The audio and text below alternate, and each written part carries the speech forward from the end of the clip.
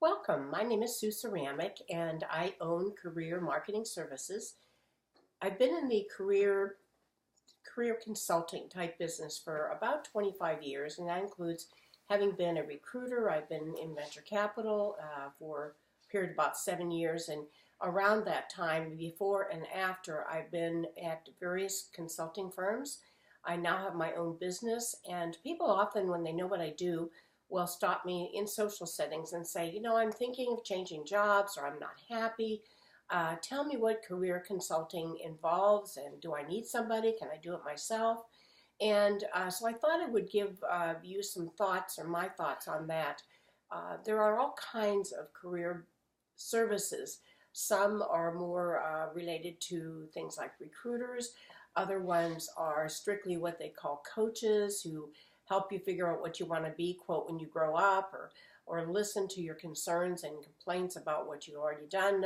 And those things are important. But when you're looking for someone to guide you through your process, you need someone who can do the following things. You need someone who can get to know you well enough to assess not just your hard skills, which I call things like finance and accounting and strategic planning and all, and your soft skills, excellent communication skills, problem solving, ability to handle stress. Those are all what we call soft skills.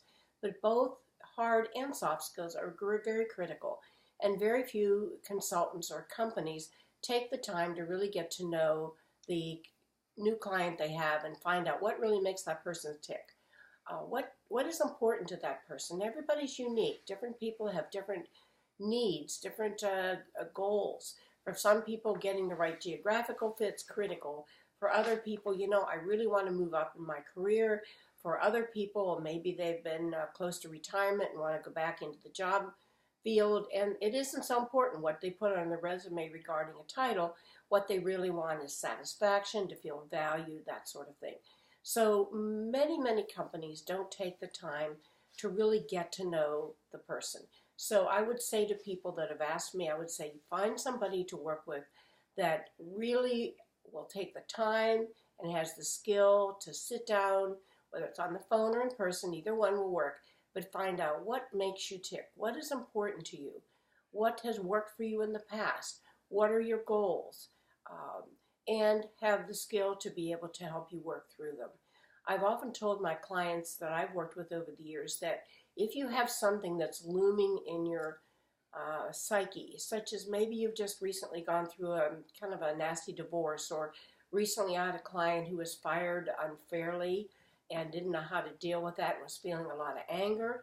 When you have anything that is going on, maybe you've been depressed, or maybe you're having some health issues, anything like that can really impact the way you present yourself to an employer. And it may sound like, how are they going to know that about me?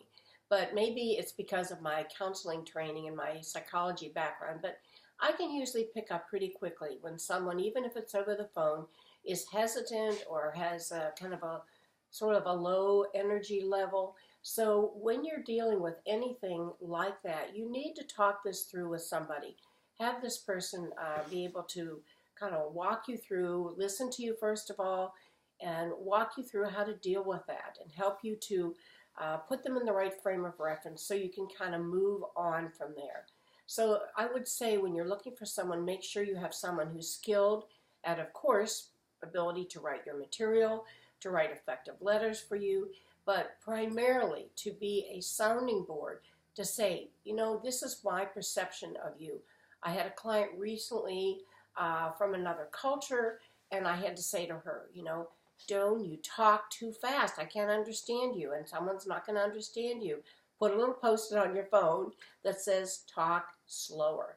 So just things like that sometimes a career service will not help you with. Many of them will write good resumes. They will put you in front of a recorder and let you do interview coaching and that sort of thing, or practice. But they won't be honest with you or take the time to really get to know you. Oftentimes I've said to people that are looking for something, find someone that you feel comfortable with who can be a sounding board for you.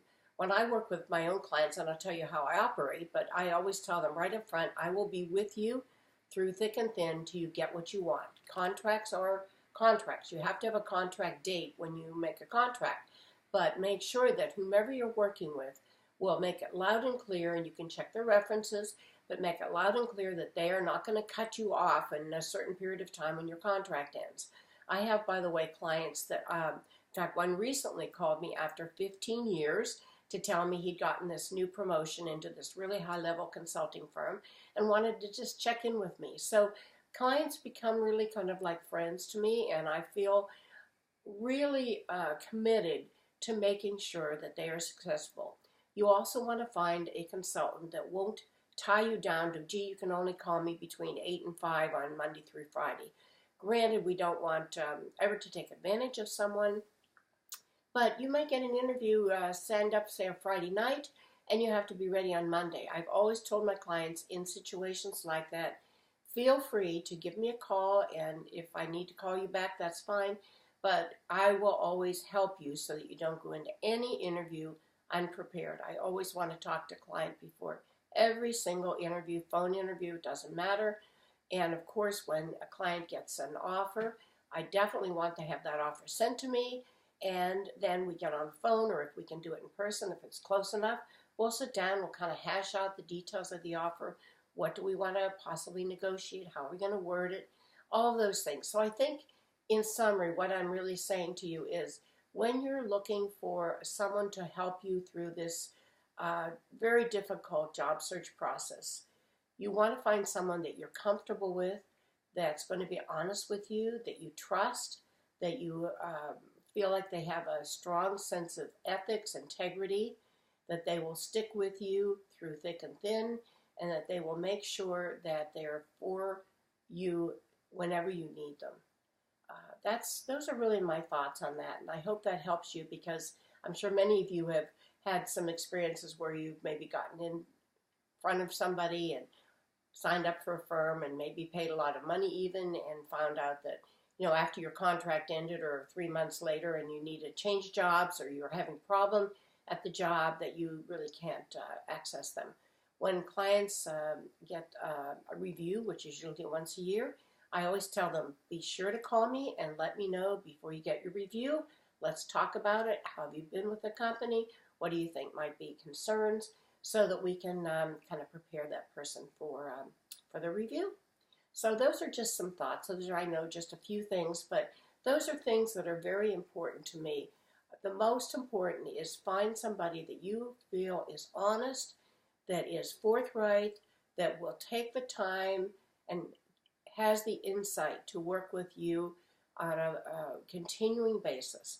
Those are the things that are very important. And when clients tell me they've gotten a great job, and oftentimes, it's flattering when they say, gosh, you wrote a great bio for me, or, you wrote a great cover letter for me, or whatever. But the bottom line always is, you were there for me, you were honest with me, and you stuck with me, and I always felt like you were there for me no matter what was going on.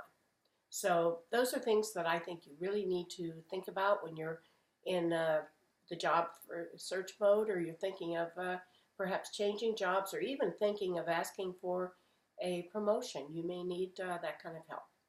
Anyway, thank you so much for listening. Those are just some thoughts of mine, and I will be offering some other little chats in the future on various parts of the job search process. There's so many things regarding interviewing and negotiating and appearance, and you want someone who's going to tell you if you look like you're not properly dressed, or, as I said, if you're sounding too verbose. You need someone who can just really give you guidance in all those phases. So that's what I've always tried to do throughout my career, and I would encourage you, when you're seeking someone to help you, that you keep those things in mind. Thanks so much, and have a great day.